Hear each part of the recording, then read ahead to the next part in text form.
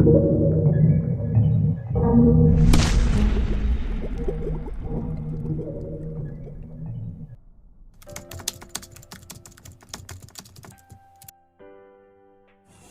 दोस्तों, पिछले वीडियो में हम लोग भारतीय दंड संहिता की जो अध्याय 4 है जर्नल एक्सेप्शंस, इसमें कितनी इम्पॉर्टेंट धाराएं हैं इनको जान लिया है।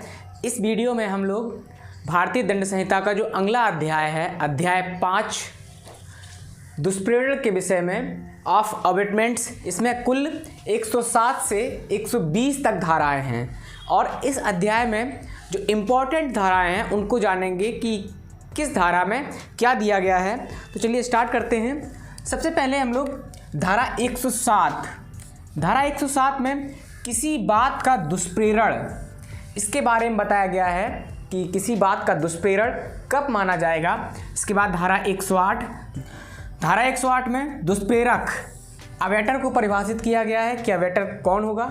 इसके बाद धारा 109 में दुष्प्रेरण का दंड दिया गया है। धारा 110 में दुष्प्रेरण का दंड यदि कार्य दुष्प्रेरण से भिन्न आशय से किया गया है।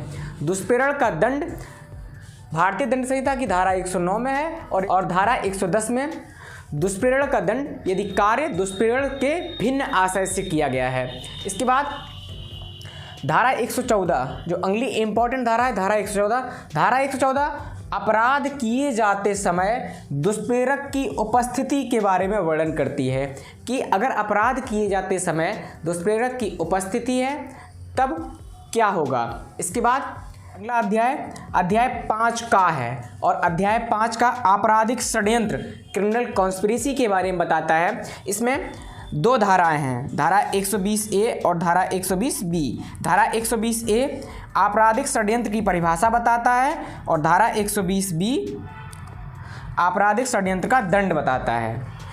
भारतीय दंड संहिता का जो अध्याय 6 है, अध्याय 6 राज्य के विरुद्ध अपराध of offence against the state, इसके बारे में बताता है और यह अध्याय धारा 121 से धारा 130 तक है। इसमें पहली धारा है धारा 121 भारत सरकार के विरुद्ध युद्ध करना या युद्ध करने में प्रयत्न करना या युद्ध करने का दुष्प्रेरण करना। भारतीय दंड संहिता की धारा 121 में 3 पॉइंट बताए गए हैं कि भारत सरकार के विरुद्ध युद्ध करना या भारत सरकार के विरुद्ध युद्ध करने का प्रयत्न करना या भारत सरकार के साथ युद्ध करने के प्रयत्न का दुष्प्रेरण करना। इन तीनों पॉइंट में से कुछ भी कोई करता है तो इसके बारे में भारतीय दंड संहिता की धारा 121 में वर्णन किया गया है। इसके बाद धारा 121 के द्वारा दंडनीय अपराधों को करने का षड्यंत्र करना है। अगर धारा 121 के अंतर्गत जो 3 बिंदु बताए गए हैं उनके अंतर्गत अगर कोई षड्यंत्र करता है तो इसके लिए दंड की व्यवस्था धारा 121 का में की गई है।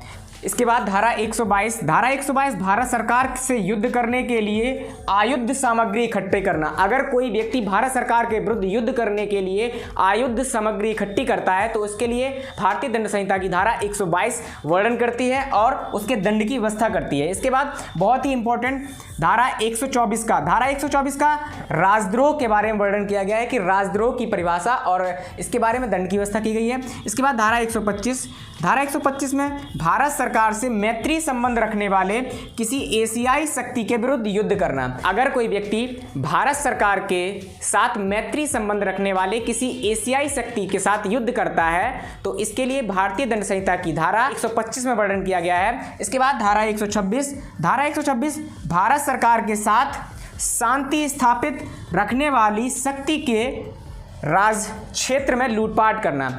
कोई ऐसी शक्ति जिसका संबंध भारत सरकार के साथ शांति स्थापित करना है और अगर कोई व्यक्ति ऐसी शक्ति के क्षेत्र में लूटपाट करता है तो इसके लिए भारतीय दंड संहिता की धारा 126 में वर्णन किया गया है। इसके बाद धारा 128 लोक सेवक को दंड की व्यवस्था करती है कि अगर कोई लोक सेवक स्वेच्छा से राज कैदी या युद्ध कैदी को भगाने देता है अर्थात उसके भगाने में मदद करता है तो उसके लिए भारतीय दंड संहिता की धारा 128 वर्णन करती है। धारा 130 ऐसे कैदी को निकल भागने में सहायता देना, छुड़ाना या उसको संश्रय देना जो भारत सरकार के विरुद्ध युद्ध करता है या युद्ध करने का प्रयत्न करता है या युद्ध करने का षड्यंत्र करता है। इसके बारे में वर्णन करती है और इसके दंड की व्यवस्था करती है।